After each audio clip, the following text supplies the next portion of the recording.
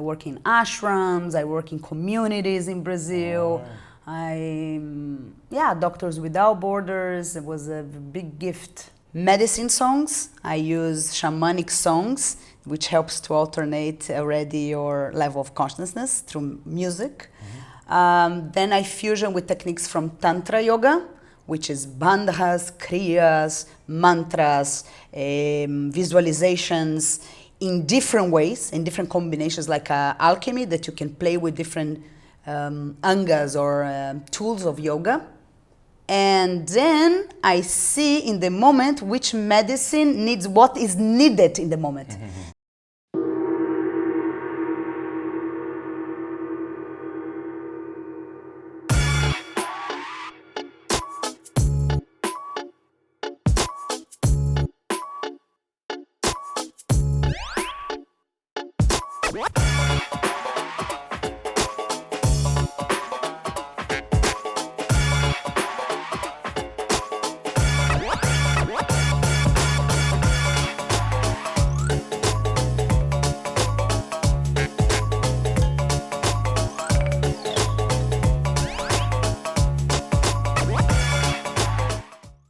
Welcome to this new episode, and today I am here with Sophia. How are you? I'm good, thank you. Today is a cloudy day. I love cloudy days. Very nice. So, Sophia is a yoga teacher. She's a chiropractor doctor, and she's been known on the island also for her offerings around Tantra, shadow work, and more. So, let's go into it immediately. And what is your story in life? I'm born in Brazil. I have parents that are a fusion of European mix, Italian, Portuguese, Ukrainian, and Hungarian, in an African Indian country with a lot of African slavery that came and indigenous. So I love these roots that to live in a place where I have so much diversity. And I grew up in a Waldorf school. Wow! Yes. doing crochet, art, and not very good in mathematics. Rudolf Steiner. Rudolf Steiner. Wow. My mom is anthroposophic. Wow. We born home, no vaccines, always a homeopathy home. And and this was a great way to bring a lot of creativity in my life, to be a very creative person inside what I do. What else? Then, when I was 15 years old, I went to Australia for an exchange program student, and I stayed 1 year there, and this opened up my vision to be a nomad and a traveler, something, you know, when you get a bug. Yeah. I got the bug. We all have it a little bit, yeah. And when I came back to Brazil, I already have this like perfume of the traveling. And I'm a Sagittarius together with that. So I started to do later, I discovered yoga with 17 years old, then I did chiropractic school. And in the middle of my chiropractic school, I was being a chiropractic doctor because yoga wasn't enough for my father. He's like, yoga, you need to do something in your life. Yeah. You cannot just be a yoga teacher. Quite strong father, yeah? Very strong father, a businessman. I have an anthroposophic mom and a businessman father. Nice mix. Yes. And then I took a year, a sabbatic year of traveling around Brazil. Many people travel outside of Brazil, but they don't know Brazil. Brazil is a huge country, size of United States without Alaska. And I went. And every state in Brazil is a country, is a world. And I went to the Amazon, and I hitchhiked because I wasn't sponsored by my father. He didn't give me any money. So I was like, okay, I'm gonna hitchhike. So I went by truck, and I met the depth of Brazil in different states. And this was amazing for me to feel, you know, Brazil, you go 13 days inside Amazon, is a world. And this is where I start to get in touch with some shamanic roots and shamanic path and music as well. A lot of different ways of dealing with music and singing in Brazil is very strong. So yeah, this is about. Then I came back to chiropractic school, and then after that I traveled 2 years in a mountain bike, all Central America. So much adventure. A lot of adventures, yes. We can talk about it. Fearless, After chiropractic, yes, very fearless, very Sagittarius too. Great. I work with the Doctors Without Borders in Guatemala. And chiropractor pre-birth for pregnant women in Guatemala. I live 8 months there. And mixing my healing and my tools with chiropractic and finding more about shamanism in those countries and seva and work and service, what I can help others with.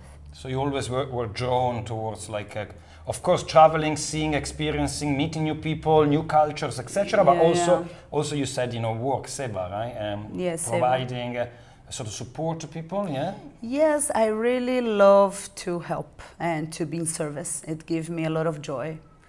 I work in ashrams, I work in communities in Brazil. Doctors Without Borders, it was a big gift. So yeah. I need to learn a little bit how to create a personal, my own needs as a learning process. Because you're a giver, so I love to give. You give too much. Yes. I'm finding now the balance. Yeah. It's amazing because I came to Koh Phangan 7 years ago, and at the time, about 6 or 7 years ago, you were the main sort of, independent Tantra teacher on the island. Or that's the way I remember you. Okay. Because you were doing La Medicina or something like that. Yes. Is that right? And you were doing these workshops, like 20, 30 people. Yes. And I remember. And then you kind of maybe left a little bit and came back. Because Koh Phangan is such a fast-moving place. Yes. And then other Tantra teachers became bigger here, etc. Yes. But there is quite a bit of Tantra going on in your teachings. Is that right? There is a lot. There is in the yoga, the Tantra yoga, and there is the Tantra that you remember, which was the more connection, intimacy, the neo-Tantra, conscious relating, somatic work. So I have these two ways of dealing with Tantra. And then there was a phase in the island that I was very into the connection, the neo-Tantra, and creating these big groups and how to create sovereignty, how to speak your needs, your desires, your boundaries, and a lot of owning your feelings as well. And connection. We're all looking for connection, and it's beautiful. And now I'm more into bringing more this into the yoga. I mean, it switches. I think it's phases, what I'm more in, which vibe I'm into teaching in these moments in my life. There is phases. Yeah, and that's great with regards to more senior teachers, because of course you've done such a path and you touch different disciplines, different modalities, and now depending on how you feel, you can just take one tool or another, or come up with your own way of also creating based on the traditions that you were exposed to and making your own thing. Is that right? Or? Yeah. In the yoga, called Yoga Medicina, I brought a lot of the Tantra and somatic and shadow work, and I do my own thing, which I call Yoga Medicina. Medicina from shamanic, and with medicine music, with working shadow work in it, patterns, acceptance. It's like a platform to explore deeper things. The asanas are there. I love to work strong in my body, but it's just an excuse to see where you are at in life and which medicine you need in each moment. And with the Tantra and somatic work as well, sometimes I want to bring more eros and sexuality. Sometimes I want to bring more shadow work. What is the patterns that we cannot see? What is our blind spots? So really, it's a very rich world I can play with. I suppose your classes there is theory, obviously, but they're very experiential as well, right? Very empiric, very experiential. That's what we like in Koh Phangan. And I am a teacher, I teach teacher trainings and stuff, but I believe in experience. I believe that you only can teach what you experience, or you can only talk about what you experience. So I feel I became such a good yoga teacher because I embody. so much. I was with my teacher, so much practice that became part of me. And I think this is it in everything. Embodiment. I like it, empiricism over rationalism. So another aspect of your teachings is shamanism, and you mentioned, of course, that you had experience in the Amazon, across South America, Brazil. I mean, what is shamanism? I think people know what yoga is a little bit, or at least they have some ideas, and probably know what Tantra might be, but although we might define Tantra as well. But what is shamanism? Ooh, that's a big question. Well, in Brazil, we have very strong roots with the entity work, with mediunity, and based on nature forces, which came from Africa, the Orishas. So we work with entities with a fusion between African culture, Brazilian culture, and Catholicism. Wow! Yeah. There is this big work, like in Brazil, you go to a doctor and you already look, what's the science, what he worked with, mediunity, ayahuasca, yoga, like it's very, Brazil is a very, how you say in English, it's very fused different and accepted different cultures. Melting pot. Yeah. Very melting pot. In ayahuasca, which can combine African, indigenous, and Catholicism and Christianism, or out without. Yes. Fantastic. It's an incredible culture with Umbanda, we call, or Candomblé, and which as well was brought a fusion with Spiritism, which came from Allan Kardec from France. And in France was not well accepted how to be a medium, how to work with entities, and Brazil is a country of acceptance. Suddenly they found the right place and land for that. Okay, so I suppose we are talking about the spiritual realm, and particularly we are talking about an experience that an individual can achieve through certain techniques, rituals, ceremonies, etc., that bring his state of consciousness to a different level, right? Right. So when you have this sort of shamanic ritualistic aspect in a class, you can induce a state of consciousness which is altered in a way or another. Yes. And then maybe you can bring in some shadow work because you're more open to your subconscious, or you can bring in some experience with other people, as in maybe the opposite sex.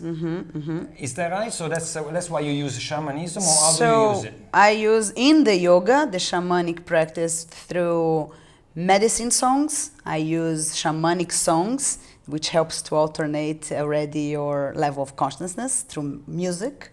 Then I fusion with techniques from Tantra yoga, which is bandhas, kriyas, mantras, visualizations in different ways, in different combinations, like alchemy, that you can play with different angas or tools of yoga in different ways. And so it's music, Tantra techniques, Tantra yoga techniques, and then I see in the moment which medicine needs what is needed in the moment. Different moments need different things. If I see someone very pushy, I work with that. It's like, oh, maybe you need to work with softness. Yeah. It's like when you see through what is needed in each moment. This is the medicine I bring. This is like the capacity of seeing underneath. Yeah. So if you are very soft, maybe you need some fire. And it's like, if you don't like me as a teacher, great, let's work with it. Yeah, great, you can fully project on me, no problem. Great, we have what to work with. That's fascinating what you say, you know, and of course the element of intuition, being there in the moment and feeling what people need and what the class needs. That's experience and also an ability to be very present and aware, right? It takes years to become very good at it. And okay, so we mentioned shamanism, tantric yoga. You mentioned some of the tools, you know, like the mantras, the bandhas, etc. That you know are tools of yoga. But then the tantric aspect maybe is because of these things bring energy openings of sort. Is that right? That's I associate the tantric yoga more as an energetic practice versus you know, Vedanta, traditional yoga, as being more. You know, slightly different in that sense. So how would you define your Tantra? Beautiful. Tantra is a combination between Shiva and Shakti, power and awareness. So this is it. Is different ways that these two, power when feminine energy, Shakti, and awareness can fusion together. So a lot of the exercise is moving sexual energy without a partner. You don't need a partner to be a tantric yogi. You can be a monk. But what is the difference? You work with your sexual energy. And what you do with that after? You can meditate, but you have the energy to meditate. Or you can build a house, or you can plant an avocado tree, but you have energy. So the difference is working a lot with the exercises that activate your energy, inner, so you have a lot of activation and stimulation with direction. Direction is Shiva, is awareness. So it's how Shiva and Shakti play in different ways until meditation, which is the purpose of any kind of yoga. So I work with strong asanas, strong bandhas. It's not only it's individual. It's not eye gazing. We are not in a like if I'm teaching conscious relating is different, man and woman. I bring more to a personal level, but in a human relationship level actually. And then when it's in the yoga, is individual, where these forces of polarity play in you and how they dance and interweave and how you work with, bringing up. Yeah, for example, in my yoga class, you don't drink water. Why? Because we're building the energy up of Shakti from the first chakra, which is Kundalini Shakti place, the base of the spine, to unite up with Shiva, which is your third eye. So the whole class is towards that. You don't drink water to invert the flow of prana and apana or energy. So, but I love, for example, strong asanas too. I'll do handstands and I love vinyasa. So I fusion too. That's very nice indeed, you know. And this alchemical sort of element of sublimation, like taking the sexual energy and then using it in a focused way, as you said, to plant avocado trees. That's a very good thing to do, by the way. Right? I love avocado. But yeah, I know exactly what you mean, you know, Yes, and what is fantastic, I mean, what kind of people tend to come to your workshops? Is it like different levels, right? Some beginners, or do you specialize more for like more advanced practitioners? No, all kinds. And I love when beginners comes to my class because they are empty canvas and I have more space. When you think you know too much about yoga and you are very stuck into a system, it's harder. Because I love Ashtanga, Vinyasa, Iyengar, go to all of them, and I'm an Ashtanga teacher too. Oh, okay. Yes. I just feel once there is a lot of like, this is yoga, absolute truth, then it's hard. Yeah. There is one truth I know about yoga in 24 years of yoga, is there is no absolute truth in yoga. I totally agree with you, you know, 100%. I even go as far as saying that, in my opinion, yoga is an open source methodology, yes. Because I see it in Koh Phangan, I see it everywhere. I mean, people have their journey maybe through a traditional type of yoga that they learned from an ancient master, or even Patabi Joyce or Iyengar that are not so ancient, you know. Yes. But then, you know, you can sort of, you know, adapt it to yourself, to your body, to the way you perceive the world. It's okay to do, right? It's fine. It's not an absolute view. It's not a dogmatic view where, you know, it's either like this or it does. Right. It doesn't exist, right? Right. And I respect the tradition. I went to study Vedanta. I love Vedanta, even if I teach Tantra. And I see the beautiful part of the non-dualistic as well. And I love the tradition of Tantra as well, like the Jnana Bhairava Tantra. I love it. And I teach with Christopher Wallace in his retreats. And I appreciate. I just don't want to say this is the truth. That's all. Even Iyengar and even Samadhi. I don't even know if there is Samadhi, if there is a place to go. I question. And my whole work inside the yoga is to question, to make you think. Even sometimes I just questioning for the God's sake of questioning. Is that true?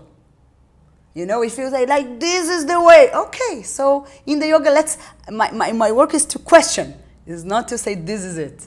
And yeah, I mean, there are many aspects of yoga that you already mentioned, you know, and many different types. And it's amazing when you can bring different things together and then provide an experience to people that is a healing, medicina concept, which is maybe, some people, particularly beginners, maybe they never experience energy, they never experience some sort of even light mystical experience where you're feeling so good and whole and connected with everybody in the workshop, That's maybe a glimpse of samadhi, it's not the full thing. Right. And many people haven't experienced it. These kind of things you cannot buy them. I mean, drugs may be provided, but it's a fake way of doing it. Right. During one of these kind of workshops, you can have this elevated state of consciousness just with your breath, just with your presence, with your body. It's fascinating, no? Right. And even with one practice, sometimes people feel like I live super high when I'm there teaching, and when we leave the class. Wow, and it's like buildings, like you said, not taking a fast track. It's a building, slowly, blocks that you actually hold it. And I want to say that the yoga I teach as well, because I say I like tradition, there is a lot of techniques that are being lost in yoga 200 hours teacher training. The way yoga became, like a McDonald's of yoga, copy paste. I feel there is a pasteurized? Yes. Diluted. Because in 1 month yoga teacher training, you cannot teach, for example, Nauli Kriya. And I'm in love with deep tradition techniques of yoga that's being lost because we don't have so much time to teach in the business of yoga. When it became short courses of 1 month, where in 1 month you become a yoga teacher. So all my students know, for example, Nauli Kriya. They know deep pranayamas with kumbhakas, with rechakas, with big retentions, with mantras that are not only Om Namah Shivaya. I teach Hanuman Chalisa, which is a long mantra. Other type of, I love to teach what was passed to me. I was lucky that someone actually I was in a fit of a teacher for 3 years every day. And I was lucky to receive some kind of transmission. So I value those techniques, and I don't want them to be lost. You know what I mean? Like if you don't pass the knowledge gets lost. So there is in my yoga practice 3 things that I think is the most important. And I want to say in 25 years of yoga is Nauli Kriya. Everyone should know. If you don't know what is Nauli Kriya, come to talk to me. You can write me or Google it. Can we start with Uddiyana Bandha? You can start with Uddiyana Bandha, and I think Uddiyana Bandha and Nauli same, like the same level. You can only do Uddiyana Bandha is beautiful, but building that Kriya connection is very important because that's your inner power. That's your willpower. If you don't have willpower, you don't have nowhere to go. You cannot even meditate. You're gonna be a jellyfish. So Nauli Kriya or Uddiyana Bandha, thank you. Second, Sirsasana, headstand. Headstand, not handstand, headstand, because there is something about putting your last chakra in the earth and invert it. If not, we can play with. And meditation. For me is the 3. If I need to do 3 things for the rest of my life in yoga, will be that. What kind of meditation do you do yourself? I mean, I do a transcendental mostly, but I done Vipassana, I done visualizations. I like them all, to be honest, but I have a TM is like my main one. How about you? I love meditations that bring you to Shiva awareness, where is consciousness itself. Like I'm consciousness and bliss without form, which is always in Kashmir Shaivism. Yeah, sure. I am consciousness and bliss without form. And to hold that, you need a strong Shakti. You need to not burn out. Any meditation, why you work with Shiva and Shakti, why you work with your inner power. Because the light can enlighten you or burn you. Yeah? So there is ways of building your nervous system to be able to hold the power. So the yoga prepare you to be able to not burn out when you actually really into Shiva, into awareness itself, to this realization, and you can hold that without burned out. Yeah, makes sense. And I mean, it's if somebody's coming to Koh Phangan and they want to experience some of this magic that you provide to the classes, and I'm sure there is hard work as well as bliss. It's a mixture of the two, mix, right? for sure. It usually is, because you need to, it requires a little bit of coming out of your comfort zone, maybe pushing the boundaries to a certain extent in order to experience these new feelings and emotions that everybody has, but not everybody had a mystical experience or a connection or a way of seeing and perceiving the body that is, you know, that happens at the end of a class like yours, or like maybe a retreat, right? But if somebody's coming and they want to experience that, of course, you're doing anything at the moment? I know you're leaving the island soon. Are you going to come back later? Yeah. I come back in February, and I'm doing a 300 hours teacher training. Wow. Yoga Medicina into somatics, into Tantra yoga, and in yoga. It's all as a fusion. And people can choose if they do 100 hours, 200 hours, or 300 hours. It's 3 modules. Okay. And I'm very excited. This is in February. In August, I have 2 300 hours teacher trainings happening. Okay. Yes. Which give, here in Koh Phangan, which give, one is in Thailand. We didn't decide if we're going to be Koh Samui, because the island is quite big in a lot of people in February, so we're deciding. But the 300 hours give a lot of freedom for me to go deeper. The 200 hours I need to stick in a format by Yoga Alliance. But the 300 hours I can extract more from you. And this is my passion, is like how I can put you a little bit in a pressure cooker and extract your authentic self. I don't want you a copy-paste of Sophia. I want you. I want to see your yoga. Yeah. Sounds great. That's very inspiring. Yeah. I love that, and I love the feedback process. You know, how to make you grow with it. Yeah. Sophia, obviously you mentioned during this interview that you've always been passionate about travel and adventure. And you're a very international lady, right? We can say that just because of your background, coming from different traditions in terms of your genetics, but also Brazil being such a melting pot. You know, I was in Minas Gerais, I was in Rio. Rio is like the most beautiful city you can think of in terms of, particularly if you want to go out in the evening, you know, which I don't do anymore. At 10:30 I go to bed. But you know, you told me you went to Brazil. That's cool. Yeah, twice. Yeah, I didn't know. But I mean, you could go and live absolutely anywhere, and you seem like you're coming back to Koh Phangan all the time. Why is Koh Phangan special in your heart? Well, I came 9 years ago. And I was teaching Dharamsala, and I didn't know I was going to stop here. And then my heart got broken.